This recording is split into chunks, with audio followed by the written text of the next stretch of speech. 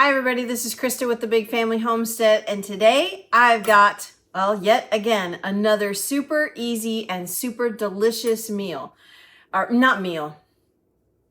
This is an additive to a meal. So what I'm making today is chorizo. So traditionally, chorizo is made with pork.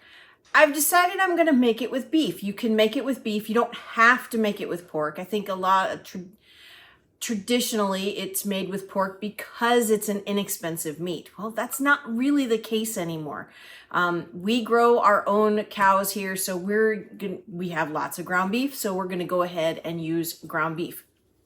So I absolutely love chorizo.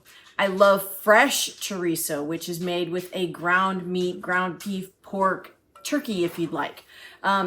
There is also a hardened or cured chorizo that is in a casing. That is delicious as well. I just prefer the fresh chorizo. So this can be added to pretty much any kind of Mexican, Spanish style recipe. I love it on burritos or in burritos, on tacos, on fried eggs, which I had yesterday morning, which was ridiculously good. So it's a great thing to add. Buying the chorizo from the store is quite expensive, and there can be a lot of seasonings in there that you don't want, i.e. MSG or loads and loads of sodium. This way you can control what goes in it, the flavors that are in it. You can make it as spicy or as not as spicy as you like. So this is what we're gonna do. I'm gonna show you the ingredients and how easy it is, because a lot of these ingredients you will have right on your shelf, and you will make a delicious addition to your Taco Tuesday. So for today's recipe, we're going to use 1 pound of ground beef. We're going to use 2 tablespoons of chili powder, 1 tablespoon of paprika, a pinch of cinnamon. We're going to use 1 tablespoon of oregano. And then there's the cumin. We're going to use a half teaspoon of cumin and 1/2 teaspoon of coriander, a pinch of cloves, 1 teaspoon of garlic, some cayenne pepper for heat. I think we'll go with a 1/2 teaspoon on that. And then a 1/2 teaspoon of salt. I'm not sure if I said that already. I might have. And then a splash of apple cider vinegar. We're going to use a 1/4 cup of that. All right, here we go. We're going to get to it. I've got my hands all clean, no jewelry, because I'm going to mix this with my hands. You don't have to mix this with your hands. You can use a hand electric mixer, but God gave you these first. So I'm going to just use this. It's easier for me to get in there and make sure everything is well combined. So like I said before, you can use ground turkey, ground pork, ground chicken, whatever you want. I'm using ground beef because, like I said, we raise beef ourselves. And so I know that this is really good beef. So I'm just going to go ahead and open this and get this out into the bowl. And then I'm gonna go ahead and add the seasonings to this after I wash my hands. I probably should have put seasonings in first. I'm gonna go wash my hands. I'll be right back. So now we're gonna have to wash our hands a lot this one, with this recipe. That's okay. So we're gonna start with our chili powder. We need 2 tablespoons of chili powder. That gives a really nice flavor to it. Then we're gonna add 1 tablespoon of paprika. I love that, so good.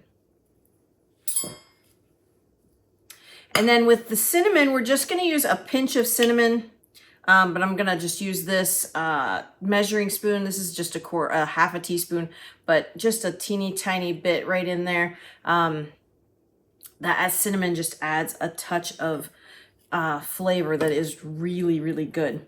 Now we're going to go on to our ground cumin, and we need 1/2 teaspoon of that. And a 1/2 teaspoon of ground coriander. Now this recipe is in our cookbook, but I have changed it up just a little bit since making this recipe. I have added some more heat and the coriander. I like that flavor of the coriander. Now we're gonna add a teaspoon of garlic. If you like garlic a lot, no, this is cayenne pepper.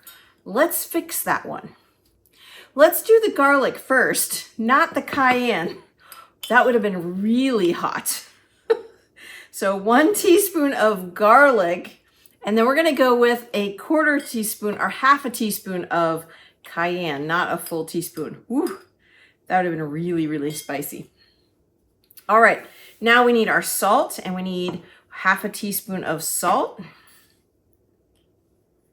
And you can eliminate the salt if you want. The salt is there just to add a little bit of flavor.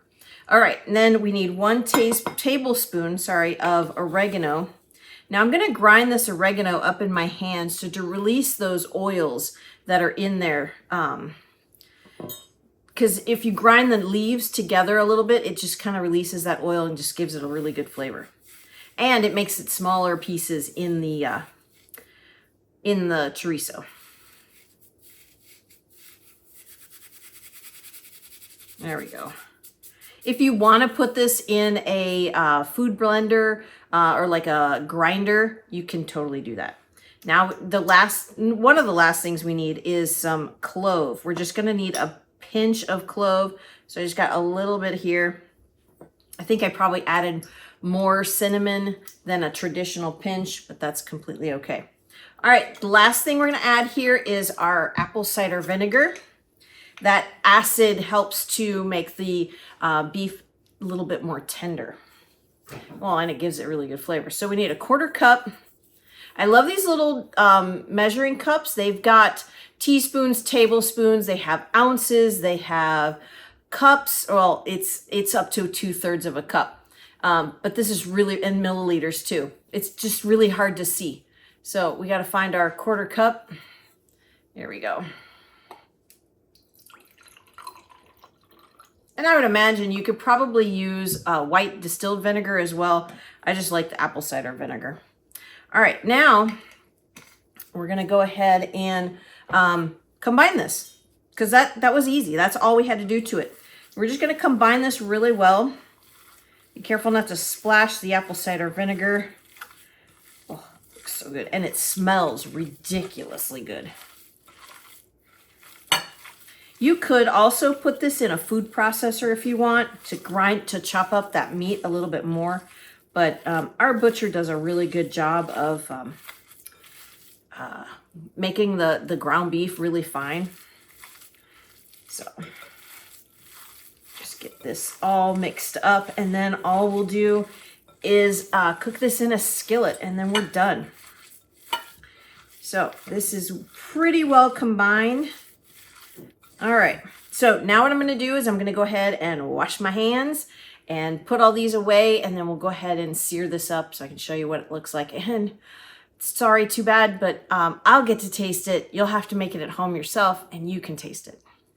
All right, so now all we need to do is cook this delicious chorizo.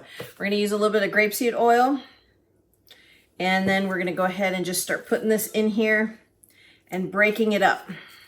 You want it to be as though it's like ground beef. When you're making tacos, you want it nice and fine. You don't want it super tiny pieces, but you definitely want that the smaller bits. All right, we're just gonna fry this up, and we'll show you what it looks like when we're done.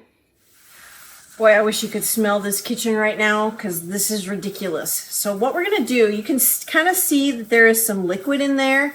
Our butcher, when he takes care or processes our cows, we have very lean beef, but there is still some fat in it, not a ton.